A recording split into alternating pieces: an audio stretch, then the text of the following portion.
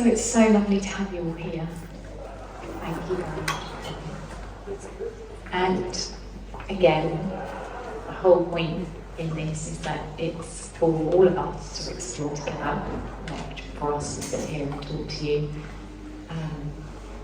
There's a few things that me and Sheela talk a lot about physical health. We spend quite a lot of time exploring this whole crazy body thing.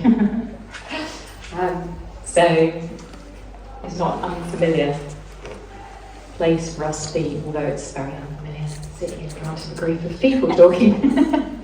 I'm going to pretend I'm not there.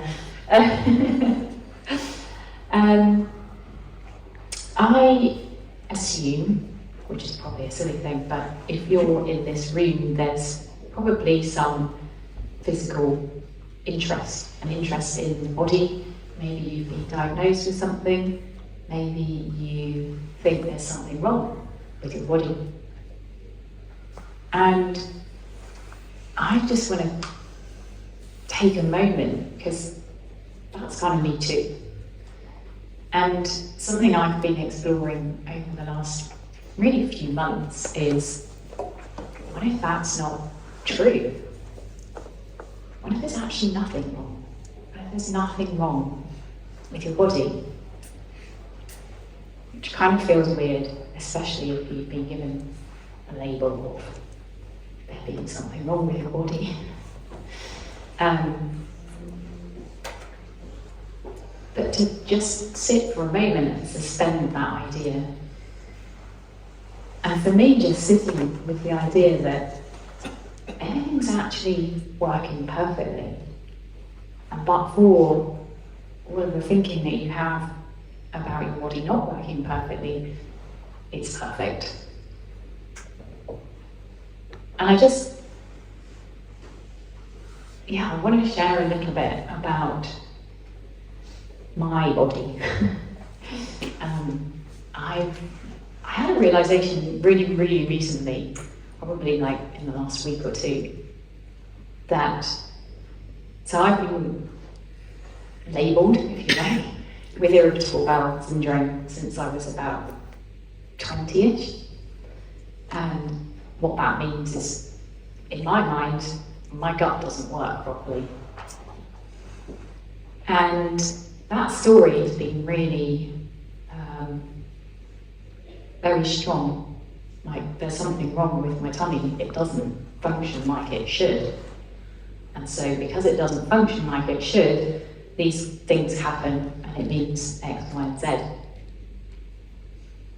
And like I say, this is pretty fresh for me. But I realise that I have an overriding story of there's something wrong. And that can appear in all kinds of ways. There's something wrong with me when I was a child. There's something wrong with me. I didn't have many friends. There must be something wrong with me.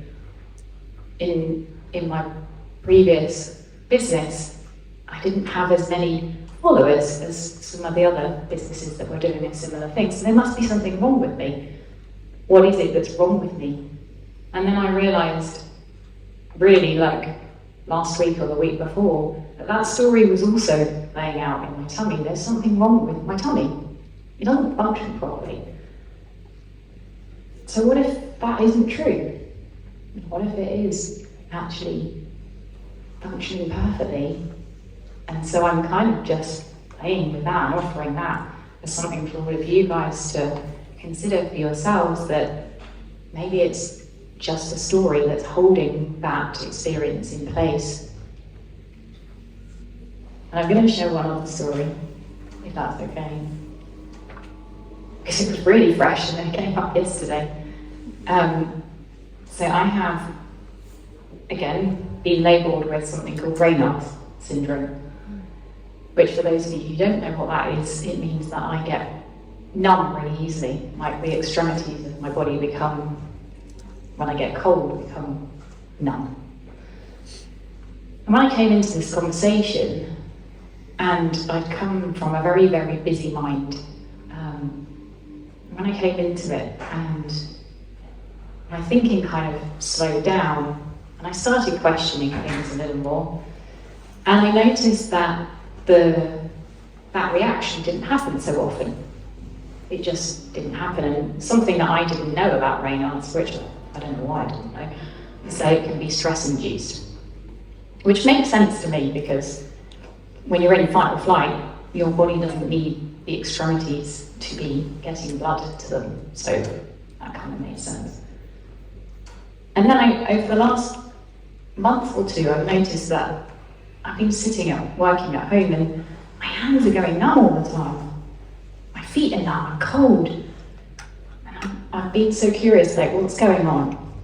Like, what's happening here? My body's trying to communicate something, maybe, I don't know. And then yesterday I went for a swim in the sea.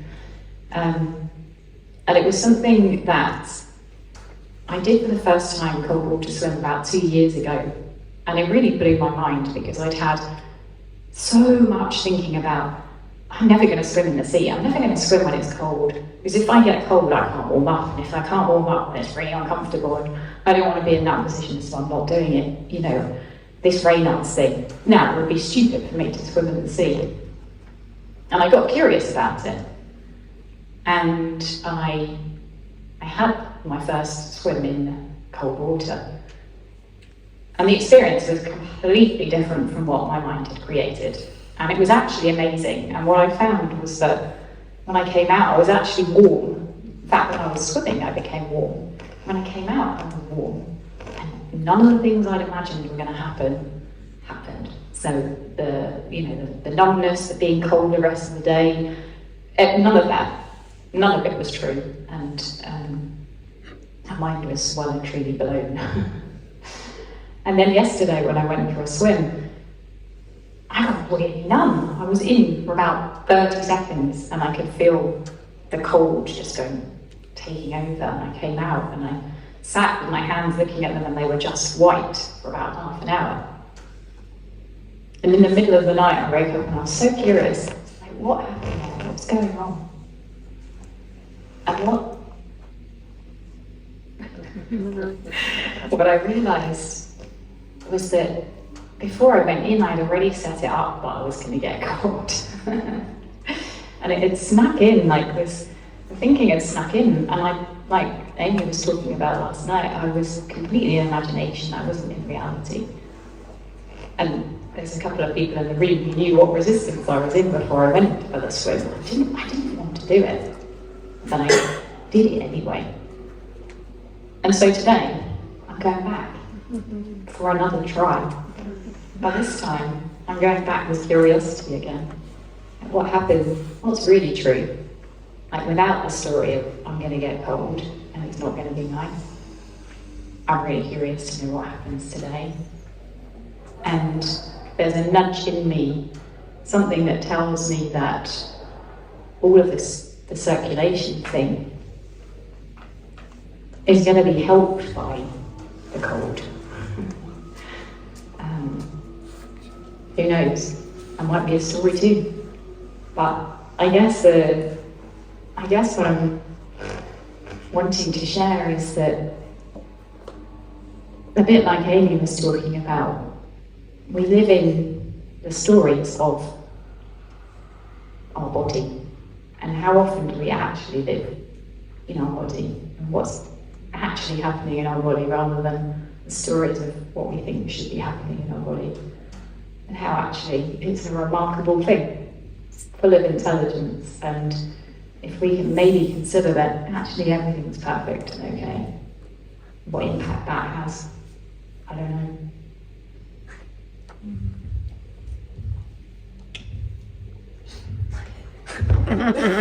Can you hear me without the mic? I think that's interesting, because something's changed in my voice.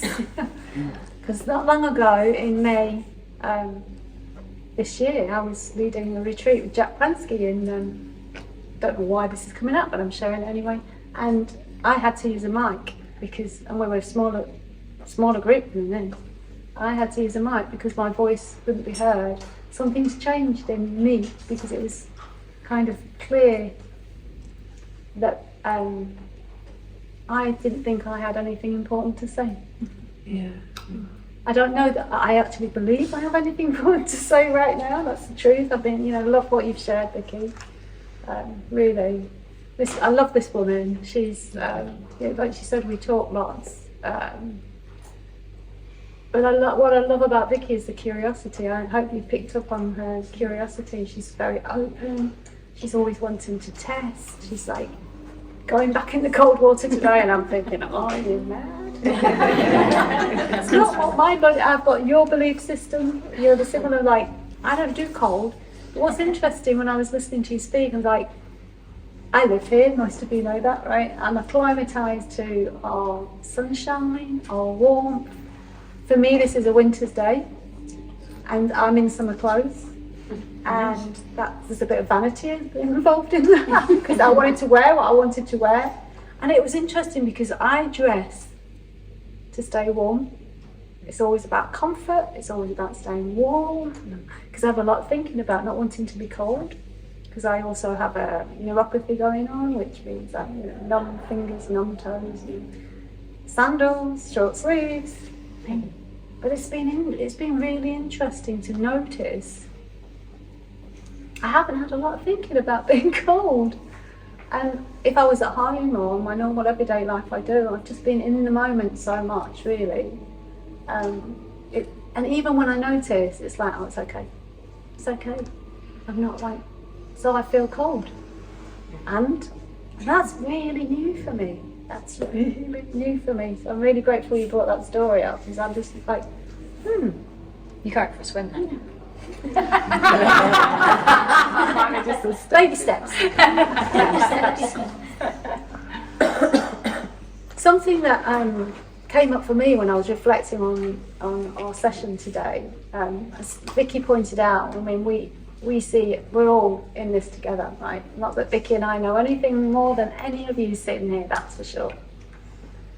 And the point I wanted to make was, when I was sitting in your chair at the Viva in 2019, and we had Linda Pettit and Bill Pettit here, and we'd asked them to do a keynote on the mind-body connection. I think it was the mind-body phenomenon, I think it was called, which you can see on our website. And the interesting thing was, they both stepped onto the stage. For those of you here, you'll remember. And Linda very graciously said, "This is Bill's. This is Bill Pettit. This is his talk. This is not mine. However, before he begins, I just want to make one point." And this hit me. That was the thing that hit me out the whole thing. And Bill then went on for another whatever hour. She said something along the lines of, and this is what I heard, because I'd been in a misunderstanding for a long time, having listened to Bill and lots of people talk about the physical body, that because I've got physical symptoms, because I have chronic disease I've been labelled with, my fault. I haven't seen the principles deeply enough. And when I do, I'll have my miraculous healing, because there are so many stories out there of people that have. And so I carried this story, and I'm not completely free of it, if I'm totally honest, because I find myself still falling for that story. But what Linda said was, please, before you listen to Bill, know that whatever you hear Bill say, it's not your responsibility. You don't. It's this. Yes, we're here to listen to us. We're here for spiritual understanding, but because you have a disease, a chronic illness, something going wrong with your physical body, it does not mean you're not seeing something spiritually. Please see that. And it was like, oh, thank you, Linda. I just was like, I needed to hear that. I really needed to hear that day. It was really, I felt like that was for me. And I just, it came to me this morning. I've not heard that since 2019, but I just thought, oh wow, I knew I needed to share that. I don't know if there's anybody sitting in the room that has that feeling of responsibility, but it's kind of a habit I have of taking responsibility anyway, and then, this feels like this is my responsibility, this thing that I'm walking around in. And what if it isn't? It's kind of, I don't have the answer to it. It's just like, but the freedom I feel when I hand it over, I catch myself, oh, I think I've got to eat the right thing, take the right medication, not take the medication, do this, do the exercise, listen to Bill a bit more, you know, whatever it is, listen to Rupert Spira, let me listen to Moody, let me listen to Sid. It's like, and then I'll find the answer. And it's like, and then I remember I'm looking in the wrong direction. I'm looking in the wrong direction. This is not about looking out there and listening to other people. This is about listening within.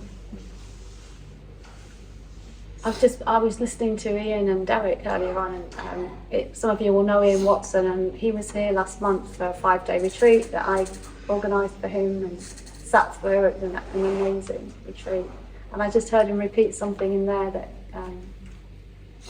he talked a lot about in the retreat, and it was about navigating life with ease, but this body, this physical body, is all the time, it's our navigational system. I forget that as well, like, and it's simple to think there are contractions in the body, things happen in the body, and they're there to give us a clue.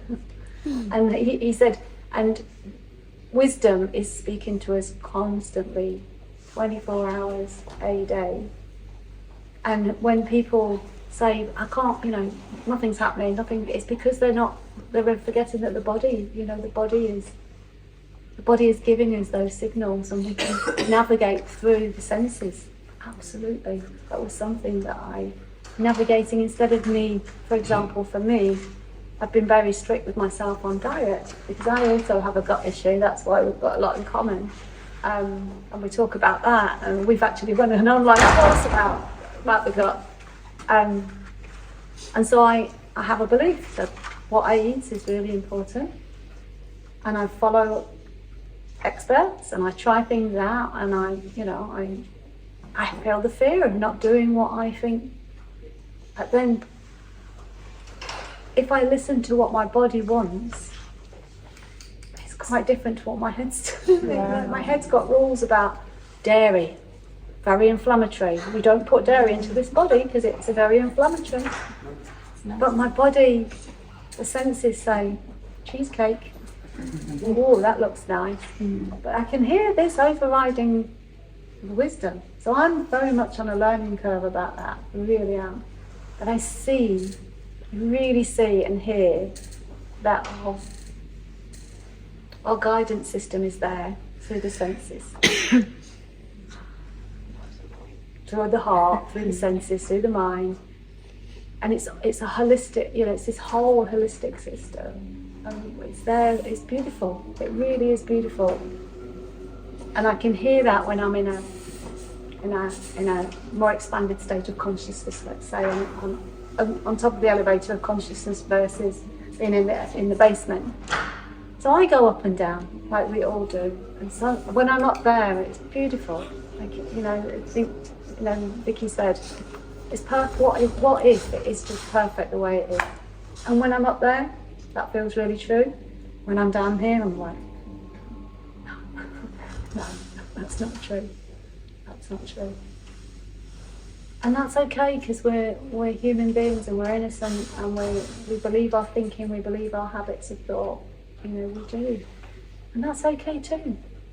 That's okay too. And just one more thing, we think we've got a bit more time in the breakout sessions, so just one more thing, and then we're going to open it up for questions and comments and your stories and your insights. But I was sharing with Vicki when the first day we met here, in my latest insight, I guess, is I've been railing against medication for years. Like, alternative, I don't do medication, pharmaceuticals, etc. Real strong story about that. And then Ian again, Watson, introduced, and Rachel Singleton did an online course with them a couple of years ago. You were on that, Laura, too. And I heard this holistic includes everything. I always had in my mind that holistic was just not the medication, not the allopathic medicine. Now it was Lynch, it's like, no, it includes everything. So you mean I can take medication?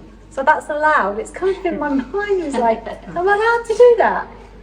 And that's been an unfolding journey for me as well. And I recently had an appointment with my gastro consultant. And she really wants me on immune suppressants, and I've been fighting that for 10 years. And I went with a really open heart and a really open mind and just was like, okay, this time just see what's happening, just be open to, maybe it's a yes.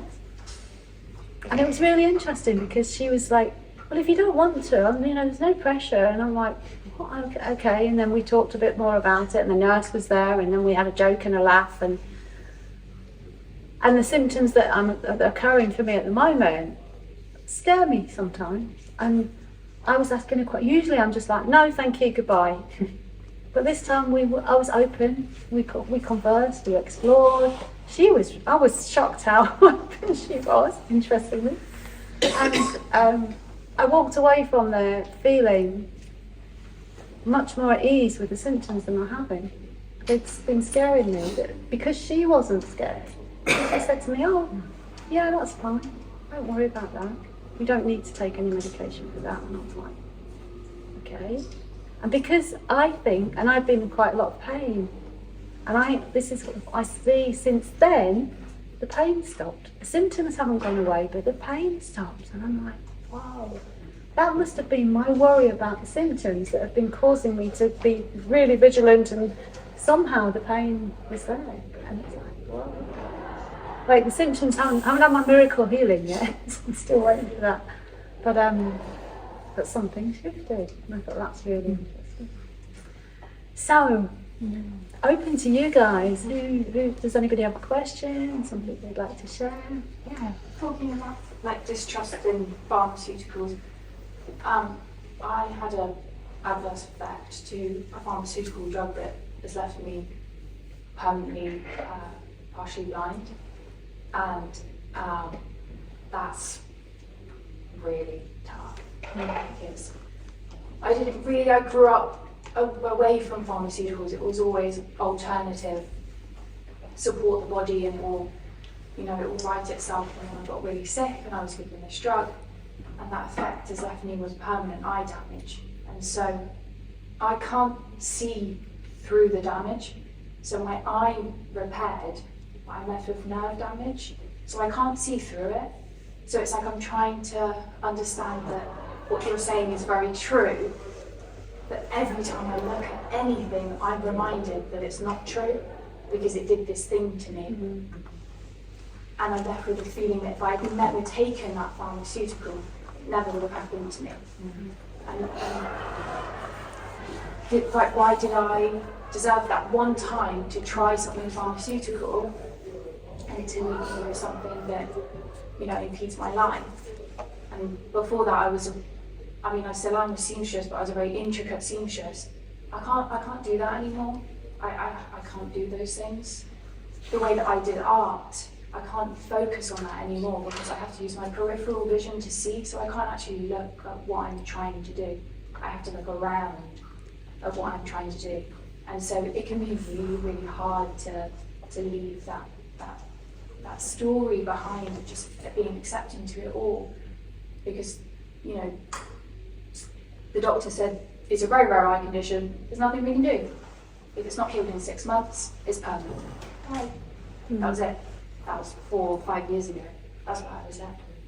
So I just don't know what to do, where to go with that. It's like, and like you were saying, with there's something being wrong with my body, something being wrong with me, it's so hard when it's just like that constant physical reminder, whether it's your digestion or your eyesight, it's like always there reminding you. It's like nothing's wrong, and then oh yeah, but there's this thing, or nothing's wrong. Oh, can you see that thing? I can't actually see that. Can you describe it? It's like this, the physical reminders that pulls you back into the story, and it's so hard to leave it behind. And so both of what you're saying really resonates with me. I didn't know if there's any more specific information you could help to just ease that storyline that I know exasperated situation and my suffering within that. But it's just so hard because it's there and it's so real. It's so real. I'm experiencing it.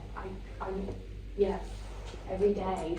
It's the same with the guts and whatever. It's just like this constant reminder. Really hard. Really, really hard.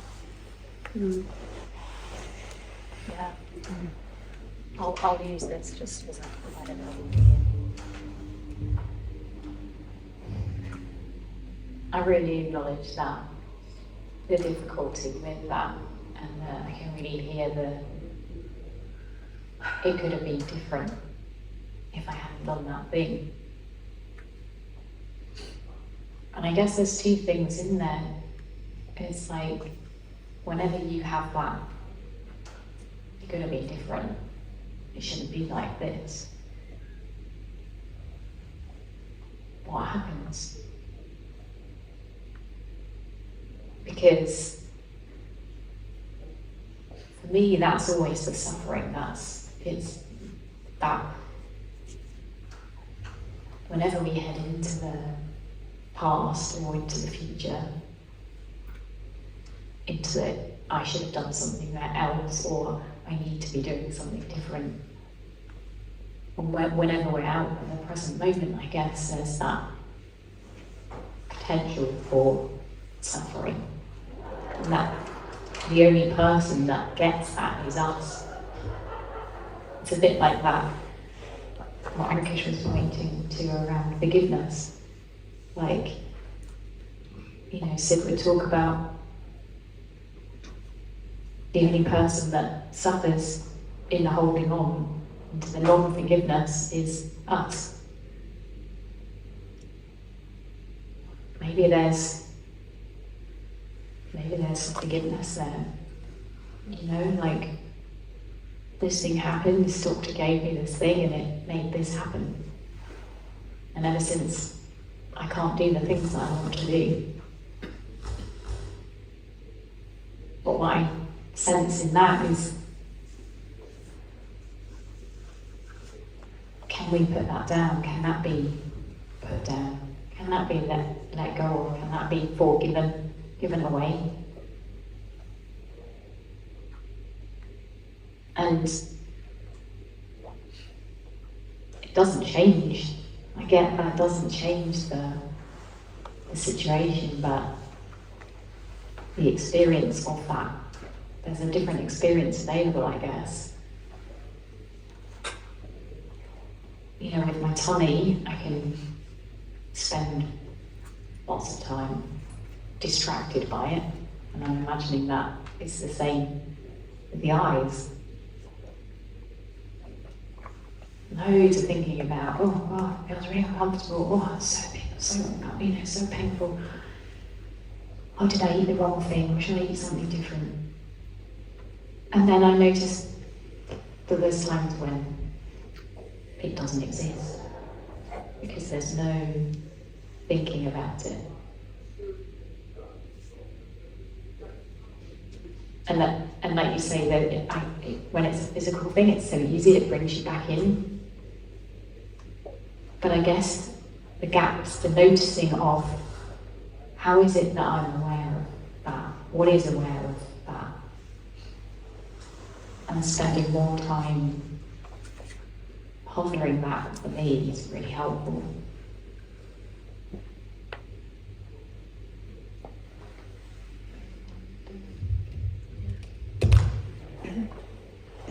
There's a couple of things that I can relate totally, as Vicky's just said, like a digestive system is always at work. There's and eyes are always at work, right? So it's in our faces in a way all the time. When you were speaking, the word story kept jumping out at me. So I'm just reflecting that back. I don't know, when you say my story, the story, you see that as a story, or is that just a way of speaking? It's like the running program, like I slip back into this is the only reality, this is all I've got, there's something wrong with me, all these kinds of things. This is another example of that in my life. That's what I mean with physical ring. It's so easy not to like fall back into the whole thing that that's the only truth, and that what I'm experiencing is all that there is, and it has to be true, and that's why these things happen to me, because these things always happen to me, and that's why the story is like that habitual thinking, like always directing me, and I have to take responsibility for those things. So the physical reminder can be really hard to stay present and not just keep buying into it and believing in it, because it just feels so real, because it has a physical thing, a physical reminder of it. That's why I mean this.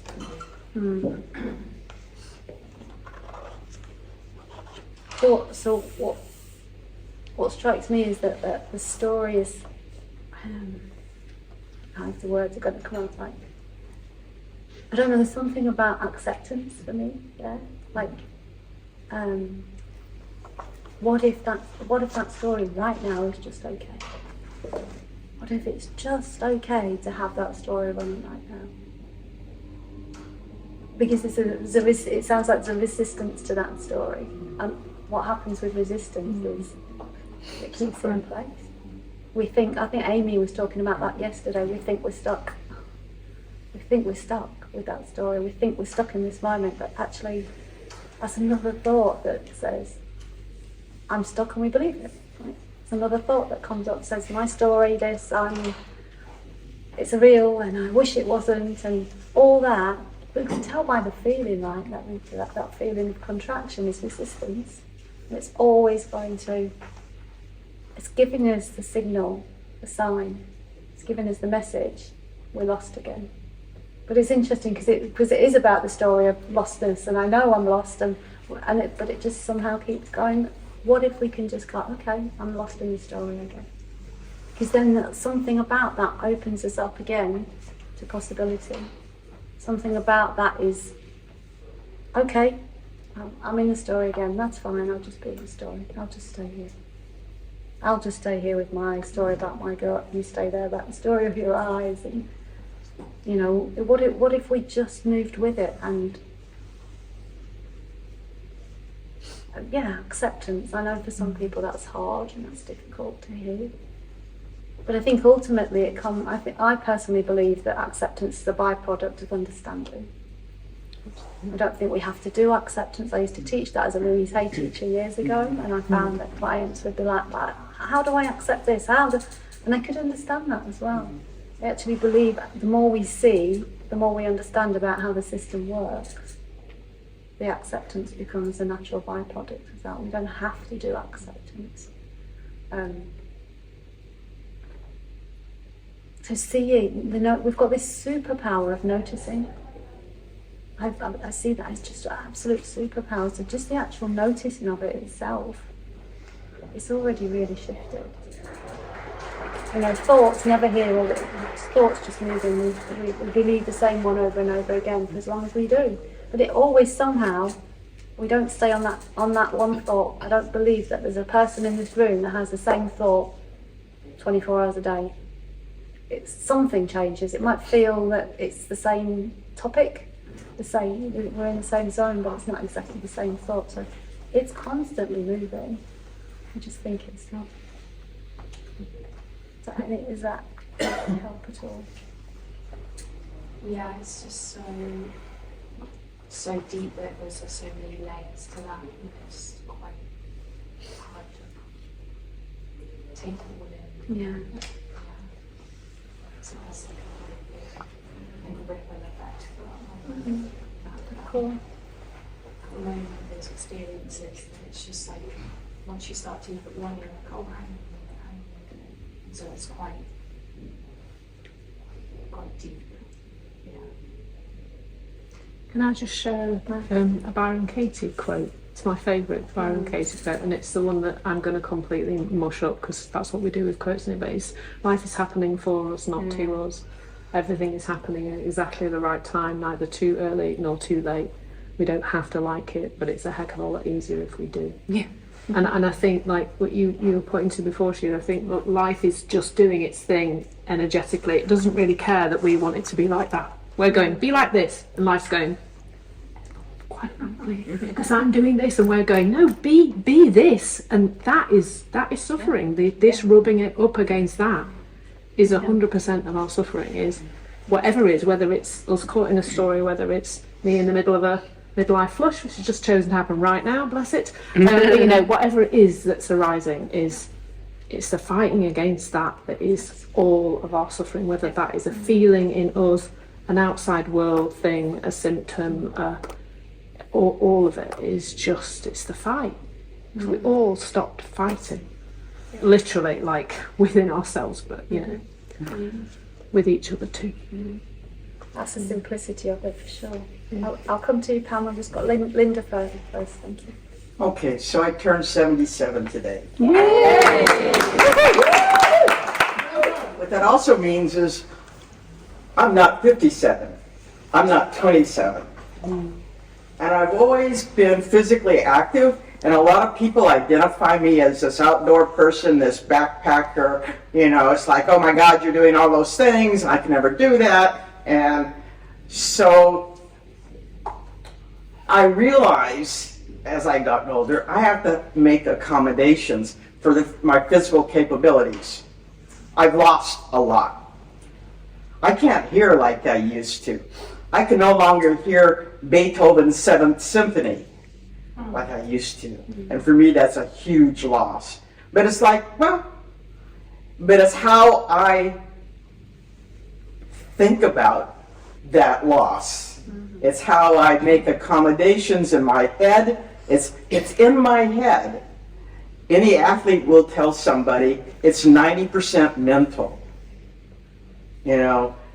Grandma Gatewood, who hiked the Appalachian Trail 3 times in her 60s, said it's more head than heel. So I know that, but I also know that, in addition to knowing the physical limitations that have already happened and more will come, that my perception, my reality of who I am now, that's up to me. I am not this.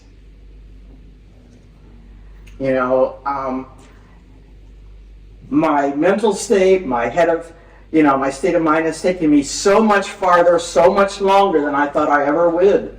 I mean, I never would have thought 10 years ago that I would have hiked 1,000 miles at 77. I don't know what's going to happen next year, but I plan on hiking 3,000 miles next year. Wow.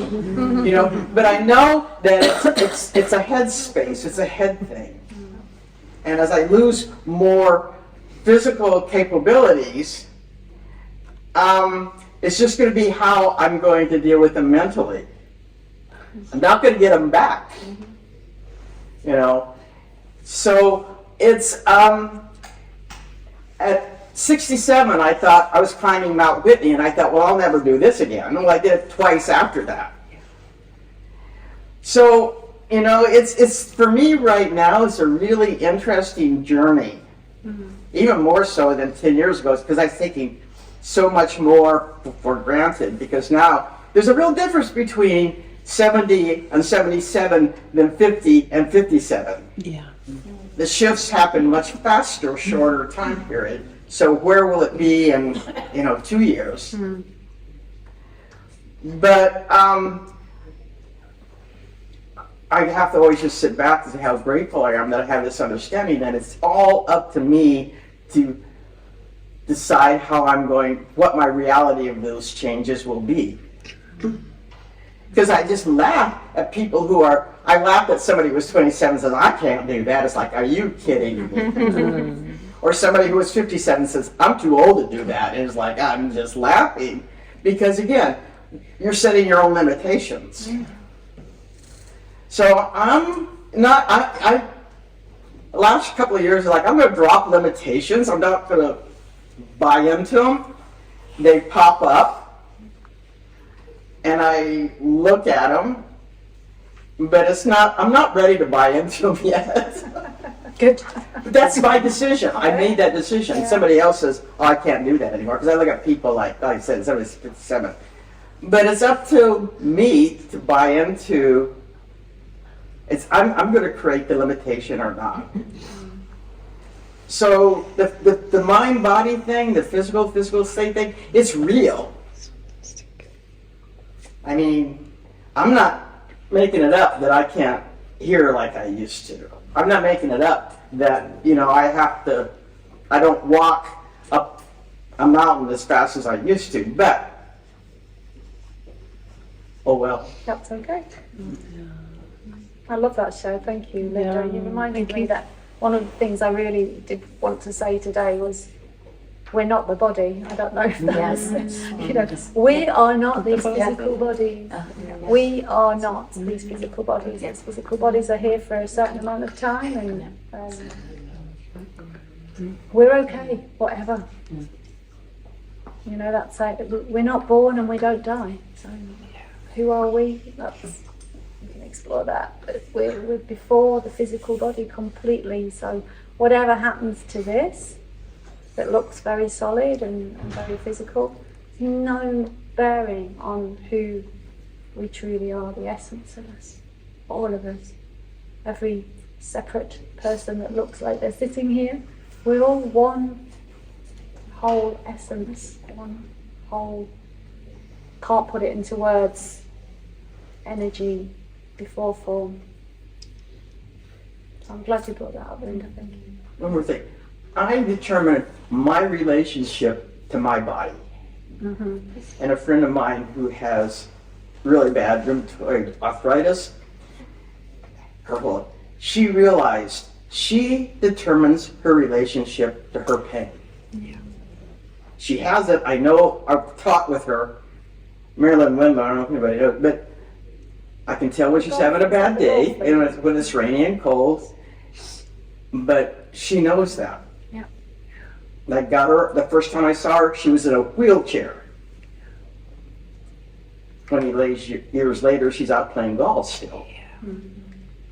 But I know that. I determine my relationship to this. Good, bad, or ugly. Yeah, and what you said, like life doesn't care. That essence of who or what we are doesn't care whether there's tummy issues, sight issues, whatever. Like doesn't care. It's not. It's neutral. It's just happening. Take Pam and then I'll come to you. I don't know your name. Pam. Hi, when I heard when you said about your blindness and how first time you'd been to see a doctor, a medical doctor, I haven't been to see one for 16 years, and I knew I was quite ill, and I wanted an instant cure, inverted commas. I'm a homeopath, and I didn't really want to go down the homeopathic route for whatever reason. And they made me worse. I started to lose my hair, I started to pass out, so I stopped using them. But what actually happened was that I didn't trust myself. I lost that feeling of, and this is what I heard when you spoke, was that I stopped trusting myself to be able to do the right thing. And gradually I found out what I need. And I started to believe. I still have some awful problems, but I'm beginning to feel that I do have control, perhaps is what you're talking about, I don't know, but you have some sense of being able to look after yourself. And I suspect give you time, because it wasn't as bad in the sense that you've had. It didn't have such a visual. One of my senses wasn't destroyed. So it's become a lot easier, and I think it will for you too. It's, as I say, acceptance and forgiveness. Forgiveness of your doctor, forgiveness of yourself, more than anything else, forgiveness of yourself. And that will be I think will be the key to unlocking your pain in all senses. When I moved away I lost my family, most of my family. I lost my job, I lost my home, and that's probably why I've been like I am, been stressed more than anything else. But I'd started to plan on what I was going to do and how I was going to be, and you know, a real goal. And I couldn't do any of it.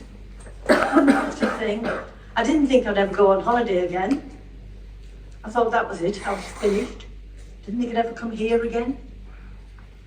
And this was one of my stabilisers, has been for many years. It's one of the places that I come to for care, self-care.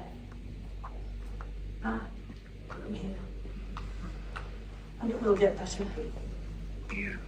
Promise. Yeah. Thank you, Pam. Really beautiful. It reminds me that nothing's fixed.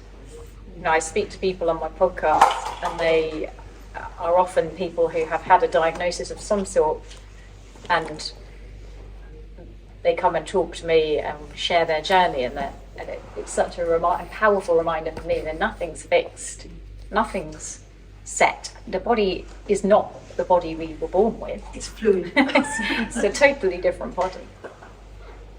And that's when we know that, it's what Amy was pointing to, that no moment is ever the same. Every moment is new. It's such a beautiful reminder. Thank you. Anything's possible. Is this lady first? I don't know your name, I'm sorry, and the lady behind after. Yeah. I'm Anne. Anne. I just wanted to share an insight I had about acceptance, because it can easily be a concept that we need to accept, but I can easily understand if you lost sight and you're young and you have a life ahead, that's a loss, and you get really sad. And what I saw for myself about acceptance was that as long as it looked like acceptance was giving up, and it was just letting it be as it was now, that was the most frightening thing I could ever imagine, because whatever I felt was frightened. So acceptance wouldn't look as something I wanted to do. So I think as long as acceptance looks like it will never change if I accept, that's not really interesting. It's like, no, I don't want to go there. And then I had an insight about, and it wasn't related to the physical, it was more just in general, but if I accept, it's like I let loose, I give it free, and then it starts to move. But I had to see that before it looked like something that could make sense to me. And that was the point when I really realized, I for a long time thought that I had to resist something in order to change it. Right? That's how it looked for me, so I resisted. And just letting go was a huge relief, because I could start to just be whatever happened. But I had to see something about acceptance before it was possible for me to do that. And thank you for sharing. Thank you for sharing that. That's really, really beautiful. Yeah. There's so much wisdom in this room. That's just, it comes out of all of us. So, yeah, really, really grateful that you shared that. No, lovely. I'm conscious that we have 5 minutes left, Okay. so let's Try to keep it very short. I broke my ankle very nasty when I was 20, and they told me I had to find a sitting hobby, and it was totally unacceptable for me at the time. The thinking about my whole life being in pain, not being able to ski and to run and to do everything that I really wanted to do when you were 20. And I went on painkillers and everything. I did every therapy possible till I stopped everything, and I was having the insight that I could bear the pain in a moment. So the pain in this moment is totally bearable, but the pain of having the thought of having pain all my life and not be able to do the things I want to do. It's not bearable for me. So the story of pain all my life is not bearable, but the pain in this moment it is.